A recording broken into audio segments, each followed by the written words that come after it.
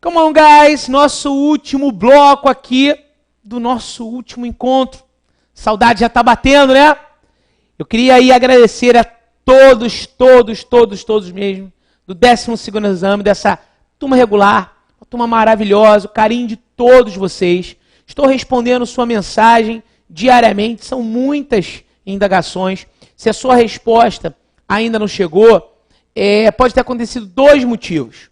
Ou a tecnologia faz com que essa resposta aí possa se perder, ou seja, o que acontece? Às vezes um aluno me manda a indagação não chega.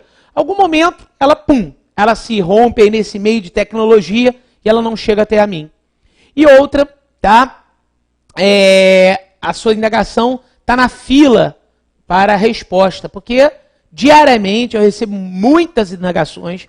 Tem alunos que tiram um dia para ficar fazendo uma pergunta atrás da outra para o professor. Não é que seja errado, mas às vezes tem 15 perguntas de um aluno só. Mas imagina, num mundo de milhões de alunos, 15 perguntas de cada um, é complicado responder, mas eu estou ali firme e forte. E eu agradeço aí todo o carinho de vocês, as mensagens. Imagens, olha que loucura. As mensagens positivas e sempre carinhosas comigo.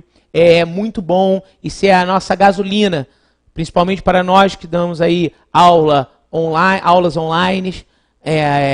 E vocês aí têm esse contato via vídeo somente conosco e através de sua mensagem. Mas realmente a gente cria uma relação, esses professores com os alunos, por causa da sua mensagem. Conhecemos até vocês pelos nomes aí, etc. E vocês, todo dia, nos vendo nesse curso online, você, com certeza, vai criar também uma relação conosco. Então, assim, eu agradeço muito. Digo já, de antemão, antes de terminar a aula, que podem continuar contando comigo, mesmo após a sua aprovação. Aqui é o meu trabalho, eu sempre busquei ser um professor que viesse a solucionar todos os problemas dos alunos, porque eu também já fui aluno, e sempre nós estamos aprendendo. E eu que te falo que assim, eu estou aqui junto contigo nesse caminho cheio de pedregulhos, cheio de dificuldades, em que muitos de vocês têm histórias diferentes, dificuldades financeiras, dificuldades de um aprendizado, dificuldade na vida no geral. Cada um tem algo de diferente para contar do outro, né? Às vezes você trabalha o dia inteiro e chega em casa cansado, mas ainda tem que sonhar de alcançar esse resultado positivo na OAB. O que não está nada fácil, é bem difícil a prova. Mas você tem que ser esforçado, porque com esse esforço, com certeza, você vai melhorar a sua vida. Eu me lembro sempre daquela frase do gladiador: senhores, o que vocês estão fazendo hoje ecoará na eternidade. E com certeza sim. O exame de ordem, ele veio para mudar a vida daqueles que são profissionais do direito. Porque muitas pessoas levam a faculdade na brincadeira. Porque às vezes falta maturidade, principalmente para aqueles que faltam maturidade, porque entramos muito novos na faculdade. Então, assim, até para a faculdade, para aqueles que vão fazer mais maduro, mais velhos, é até legal, porque com mais essa maturidade, com uma cabeça diferente, ele aproveita mais a faculdade. E às vezes as faculdades também não são tão bacanas, né? Não são boas, que dão muita fundamentação para os alunos, e eles saem despreparados também. Tá certo que a faculdade é algo que cada um corre por si, né? A gente tem que batalhar diariamente ali, para alcançar mais conhecimento e vencer na nossa vida. Mas então o exame de ordem é muito bom, porque ele dá um primeiro tapa na cara e você acorda. E com essa disciplina que você ganha, se você for fazer para concurso público posteriormente a sua aprovação no exame de ordem, você vai conseguir aí manter essa disciplina. E tudo na nossa vida é disciplina. Então, por mais que cada um de vocês tenha uma história diferente, olha, aconteceu agora um falecimento na minha família, eu não estou conseguindo estudar. Você tem que estudar. Você tem que estudar. Coisas tristes acontecem na nossa vida e a gente tem que conseguir. Quando você abre a porta da tua casa, o mundo está aí. As pessoas estão andando, os carros estão passando, a luz está acendendo e apagando. A vida continua, não é? Muitas pessoas me mandam mensagens. Pô, Cris, meu pai faleceu, minha esposa está doente, meu filho teve um problema. Eu sei o quanto é difícil passar por uma situação dessa. Só vocês sabem disso. Só cada um de nós sabemos dessa situação. Cada um tem um sofrimento diferente. Tem alguns que guardam o sofrimento, tem outros que expõem o sofrimento com muito choro, muita dor. Tem uns que guardam aquele sofrimento lá dentro, né? É uma morte interna, vamos dizer assim. Mas a vida tem que continuar. Eu estou com um problema que eu não consigo estudar porque eu chego tarde de trabalho. Quantas pessoas chegam tarde de trabalho e estudam? Desculpa para não estudar, existem milhões. Mas se você não mudar isso, a sua vida não vai mudar, ok? A sua vida não vai para frente. E assim, com a disciplina que você ganha do estudo diário, seja um pouquinho cada dia, você consegue com certeza criar um hábito que esse hábito vai seguir para a sua vida inteira, da leitura, do estudo. Quando você não estudar, você vai até sentir falta. Poxa, hoje eu não estudei. Por mais que seja meia horinha você lendo alguma coisa, pronto, você já cumpriu o seu dia. Então assim, eu entendo que no estudo direito, 1 hora todo dia faz parte da nossa vida. 1 hora no mínimo todo dia você tem que estudar. Você não tem 30 minutos todo dia para a sua saúde, que eu penso que deve acontecer com todas as pessoas, para um alongamento, andar, correr, ir para uma musculação, uma natação, meia hora no mínimo todos os dias vão fazer a diferença no seu futuro. E 1 hora todo dia, no mínimo da sua vida, aí no mínimo de estudos de 1 hora para a sua vida, no seu futuro com certeza também irá mudar. Então continuem contando comigo nessa batalha, nesses estudos aí firmes e fortes para o seu exame de ordem, bem como depois para concursos públicos, até porque eu sou professor do portal Carreiras Jurídicas, turmas de delegado, juiz, promotor e etc. E essa batalha é longa, não é rapidinha não, mas com certeza você vai vencer a mesma. Mas não se esqueçam da palavra de sucesso, disciplina, ok? É claro que a perseverança está junto com a disciplina, outras situações mais, mas disciplina é o segredo do sucesso. Como eu te disse, no bloco anterior, ainda vou falar um tico de responsabilidade civil, um pouquinho de responsabilidade civil com vocês, antes de passar para a lei de introdução às normas do direito brasileiro. Eu quero lembrar que um tema muito caloroso para a sua prova é a responsabilidade civil lá do CDC. Se você ainda não estudou o Código de Defesa do Consumidor comigo, estude, porque lá nós temos 2 encontros para matar as suas 2 questões. Mas lá você aprendeu, para quem já assistiu às aulas de consumidor, e para quem ainda não assistiu, vai entender agora, que a responsabilidade civil no Código de Proteção e Defesa do Consumidor se dá por 2 motivos. Pela ocorrência do vício e pela ocorrência do fato. Ok? Let's go, baby. Olha aqui, preste atenção. Vício e fato. Ok? Vício e fato. O que é vício?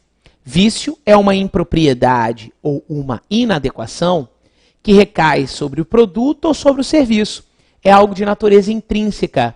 Recai sobre o produto ou sobre o serviço. Agora, o fato não. O fato recai sobre a pessoa do consumidor. É algo de natureza extrínseca.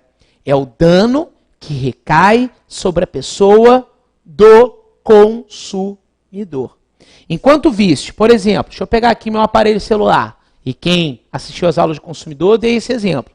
Se eu pego meu aparelho celular e tento ligar e ele não liga, eu estou diante de vício. Mas se eu ligar, ele explodir e causar danos a meu rosto, eu estou diante de fato. Ok? Então a responsabilidade civil pode se dar por esses 2 motivos, por vício e por fato. O fato, senhoras e senhores, também é conhecido como acidente de consumo. Acidente de consumo. O fato, repito, é conhecido como acidente de consumo. Eu não vou aprofundar muito em responsabilidade civil no CDC, até porque você vai assistir essa aula lá na nossa aba de consumidor, tá? Eu quero lembrar o seguinte, se cair uma questão de vício, o prazo para a propositura da ação é decadencial. Está lá no artigo 26. 30 dias para produtos ou serviços não duráveis. 90 dias para produtos ou serviços duráveis. Vamos repetir? 30 dias para produtos ou serviços não duráveis. 90 dias para produtos ou serviços duráveis. Esse prazo para se o vício for aparente, aquele que eu vejo com mero olhar, ou para o vício de fácil constatação, aquele que se dá com mero manusear, iniciam da entrega efetiva do produto ou do término da execução do serviço. Agora, se o vício for um vício oculto, o artigo 26, parágrafo 3º do CDC, diz que o prazo só começa a ser contabilizado quando o defeito é evidenciado. Esse prazo será de 30 ou de 90 dias, de quando o defeito for evidenciado. Cuidado com essa questão na hora da prova. Agora, se eu tiver diante de uma questão de acidente de consumo, ou seja, de dano, dano causado pelo produto, dano causado pelo serviço, terá a parte o prazo para a propositura da ação, um prazo esse prescricional de 5 anos. Prazo prescricional de 5 anos. Do conhecimento do dano e de sua autoria. Teoria da actionata. O prazo só começa prescricional a ser contado quando reconhecido o dano e a autoria. É o I, é conjunção aditiva e não alternativa. Dano e autoria. Dano e autoria. 5 anos prescricionais.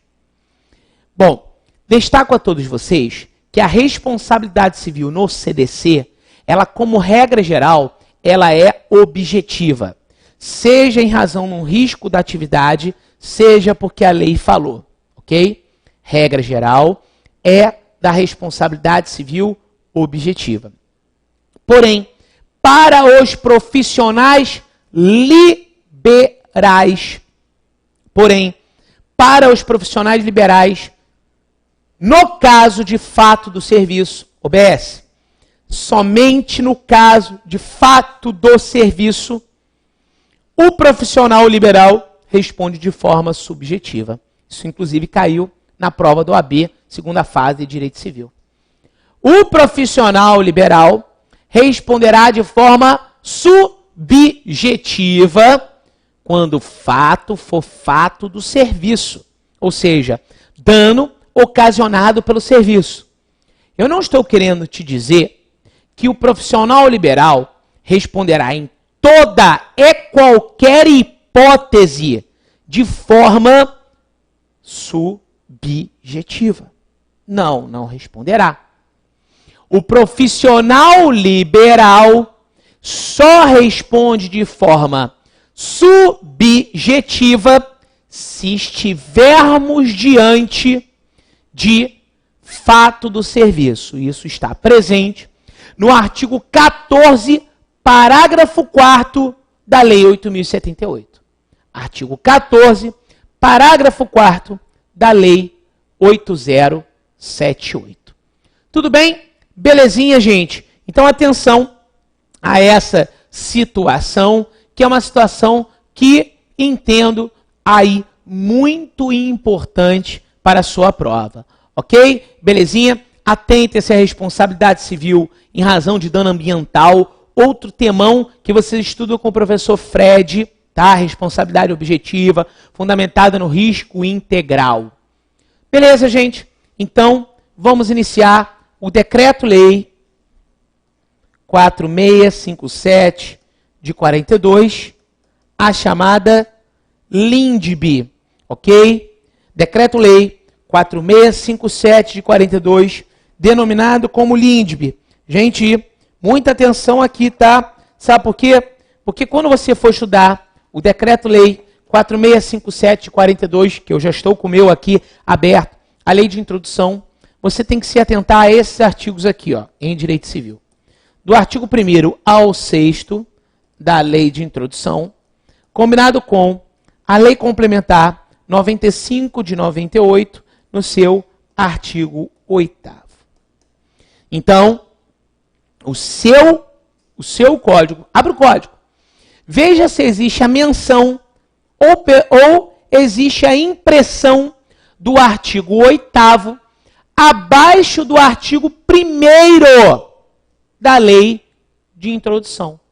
Então vem o artigo 1º, aí vem abaixo o artigo 8º impresso da Lei Complementar 95 de 98. Inclusive, esse artigo já foi objeto de indagação da OAB FGV. A única questão que caiu até agora, em primeira etapa, de Lei de Introdução, foi a do artigo 8º da Lei Complementar 95 de 98. Contagem do prazo com relação a vacácio. Tudo bem? Beleza? Então, atenção. A Lei de Introdução é uma lex legum, ou seja, o que significa ser uma lex legum? É uma norma sobre direito. É um conjunto de normas sobre normas. Então, a Lei de Introdução, hoje, denominada de Lei de Introdução às Normas do Direito Brasileiro, e antigamente chamada de LIC, Lei de Introdução ao Código Civil, teve essa modificação pela Lei 12.376 de 2010. Nada modificou no texto da lei. Mas, antigamente, as pessoas pensavam que a Lei de Introdução ao Código Civil só cabia ao Código Civil por causa do nome. E aí, de uma forma muito mais técnica, veio agora Lei de Introdução às Normas do Direito Brasileiro. Ok? Lei de Introdução às Normas do Direito Brasileiro. É um conjunto de normas sobre normas, é uma lex legum, é uma norma sobre direito que se aplica a todos os ramos do nosso ordenamento jurídico. Todos os ramos. Ok? Bom, um assunto importante é mencionar que a lei passa por um processo. Primeiro, a lei é elaborada, depois a lei ela é promulgada e depois ela é publicada. E pode aqui se falar da sua vigência. Tudo bem? Primeiro ela é elaborada, depois ela é promulgada e depois ela é publicada.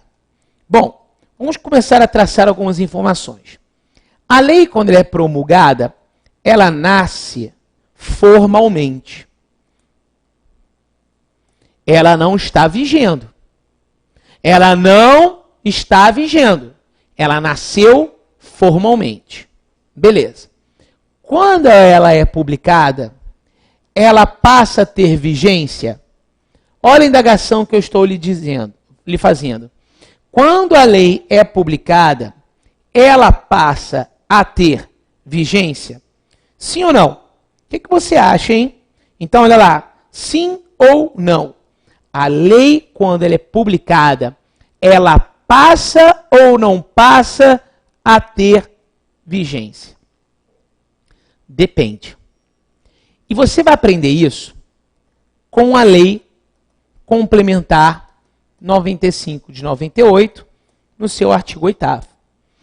Olha o que o artigo 8º da Lei Complementar 95 de 98 diz.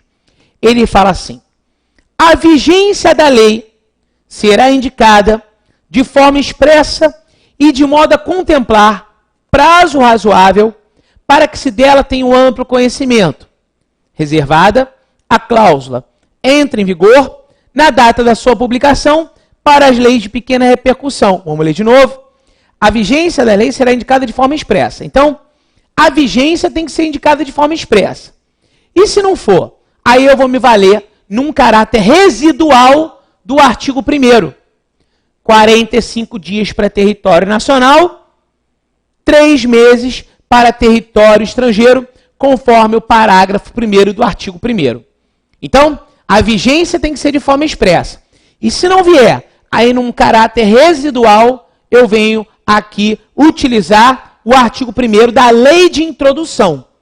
45 dias para território nacional ou aí 3 meses para território estrangeiro. Aí diz, a vigência da lei será indicada de forma expressa e de modo a contemplar prazo razoável para que se tenha um amplo conhecimento. Esse prazo razoável para que se tenha um amplo conhecimento é denominado de vacatio legis. O que é vacatio? Prazo razoável para que dela tenha um amplo conhecimento. Ponto. E aí o que acontece? Diz assim, ó, reservada a cláusula entre em vigor na data da sua publicação para as leis de pequena repercussão. O que eu quero dizer? Leis de pequena repercussão passam a ter vigência na data da sua publicação. Então, com a publicação, a lei passa a ter vigência? Depende. Se for lei de pequena repercussão, sim. Se não for de pequena repercussão, haverá um prazo razoável para que dela tenha um amplo conhecimento. Prazo esse denominado de vacatio legis. Foi? Tranquilo? Belezinha? Bom, gente, atentem-se a isso. Aí na OAB foi perguntado o parágrafo 1º do artigo 8º da Lei Complementar 95 de 98, que diz: a contagem do prazo para entrada em vigor das leis que estabeleçam período de vacância, bom, far-se-á com a inclusão da data da publicação e do último dia do prazo, entrando em vigor no dia subsequente à sua consumação integral. Parágrafo 2º, preste atenção. As leis que estabeleçam período de vacância deverão utilizar a cláusula: esta lei entra em vigor após decorrido o número de dias da sua publicação. Quando houver o período de vacância, esse sempre será contado em número de dias. Esse será sempre contado em número de dias. Ok? Pois bem, então passamos então para o artigo 1º da lei. Bom, o parágrafo 2º, que ainda não observamos, do artigo 1º, foi revogado. A gente já falou do caput dos 45 dias, dos 3 meses do parágrafo 1º. Agora, importa você realizar a leitura do parágrafo 3º e 4º. Porque se no período antes da lei entrar em vigor houver alguma correção no seu texto, eu tenho que observar uma regra. Se houver uma correção no texto de lei, já com a lei em vigor, há outra observação a ser feita. Quer ver? Olha lá. Parágrafo 3º. Se antes de entrar a lei em vigor, ocorrer nova publicação do seu texto destinada à correção, o prazo desse artigo dos parágrafos anteriores começará a correr da nova publicação. Beleza. Parágrafo 4º. As correções a texto de lei já em vigor consideram-se lei nova. Então, cuidado com essas pegadinhas, ok? Cris, uma lei vigora até que uma modifique ou a revogue, não é isso? Sim. O artigo 2º da Lei de Introdução trata do princípio da continuidade das leis. Ou seja, uma lei vigora até que uma a modifique ou a revogue. Quando nós falamos de revogação, temos que ter atenção a 4 motivos. A revogação ela pode ser expressa, quando a lei expressamente diz. A revogação ela pode ser tácita, por exemplo, pela ocorrência de incompatibilidade. A revogação ela pode ser total, que denominamos ela de abrogação. A revogação ela pode ser parcial, que denominamos de derrogação. Então lembrem dessas 4 hipóteses de revogação. Algo importante dentro do artigo 2º e muito pedido na FGV. Quando eu falo na FGV, muito pedido, eu não estou falando na OAB somente, tá? muito pedida em todos os certames organizados pela Fundação Getúlio Vargas, ok? É a repristinação. É um temão para cair em prova. Repristinação. A repristinação, tá? Ela tem como fundamento, tá? O artigo 2º, parágrafo 3º. Não é regra em nosso ordenamento jurídico. Ou seja, vamos imaginar, existe uma lei A. A lei A está aqui, de vento e popa, vigendo. Vem a lei B, pum, revoga a lei A. Aí está a lei B aqui. Vem a lei C, pum, revoga a lei B. A lei A volta a viger? Não, porque a repristinação não é regra no nosso ordenamento jurídico. Olha só, artigo 2º, parágrafo 3º. Salvo disposição contrária, a lei revogada não se restaura por ter a lei revogadora perdido a vigência. Ok? O artigo 3º da lei de introdução, artigo 3º, ele fala do princípio da obrigatoriedade da lei. O artigo 4º, ele fala das regras de integração ou processo de colmatação. Atenção. Esse artigo 4º deve ser lido em conjunto com o artigo 126 do Digesto Processual, que trata da regra do non-liquid. Non-liquid. O artigo 126 do Digesto Processual, do Código Processual Civil, ele diz assim: o juiz não pode deixar de sentenciar ou despachar, alegando lacuna ou obscuridade na lei. O juiz não pode deixar de sentenciar ou despachar, alegando lacuna ou obscuridade na lei. Ou seja, ele tem que sentenciar. Olha, se existe lacuna ou obscuridade, o juiz vai ter que se valer das regras de integração ou processo de comatação. O que é isso? Artigo 4º da Lei de Introdução. Analogia, costumes ou princípios gerais de direito. Analogia, costumes ou os princípios gerais de direito. Tudo bem? E a equidade, professor? A equidade também fica num caráter residual. Só quando a lei dispuser. Está lá no artigo 127 do Código Processual Civil. Então, se vier na prova, são processos de comatação, analogia, costumes, princípios gerais de direito, equidade, cuidado. Que equidade só vai ser fundamentada como gabarito quando a lei dispuser. Tem que vir lá na prova. Equidade quando a lei dispuser. Ok? Então, tem que o juiz se valer dessa regra taxativa, analogia, costumes e princípios gerais de direito. A doutrina e a jurisprudência dizem que essa regra, por mais que seja taxativa, ela não é preferencial. Isso quer dizer o quê? Que o juiz pode se valer primeiro dos princípios, depois dos costumes. Não há uma regra preferencial. E esse é um processo de colmatação ou de integração.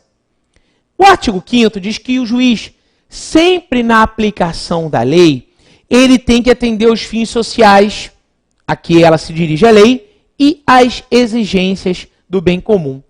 E para finalizarmos, chegamos então ao fim do nosso estudo, infelizmente, e aí eu lhe convido para estudos mais aprofundados de direito civil, nas isoladas de direito civil comigo, com o professor Luciano, em que nós temos 30, 40 encontros na matéria. Por fim, o artigo 6º da Lei de Introdução, ele conceitua o que é uma coisa julgada, o que é um direito adquirido, o que é um ato jurídico perfeito. Então você, linkado nesse assunto, lendo o artigo 6º, vai fundo, que você vai se dar bem. Bom, meus amigos e minhas amigas, como dito, chegamos ao fim do nosso encontro de hoje e o nosso último encontro na turma regular. Eu queria lhe convidar para a turma de resolução de questões, para a turma UTI 60 horas e o projeto Super UTI, que é um projeto na véspera da prova da OAB, ou seja, uma semana antes da ocorrência da mesma. Assim, eu me despeço, desejando um beijão para todos. Fiquem com Deus, força, fé e disciplina, que a sua aprovação será termo. Evento futuro e certo de acontecer.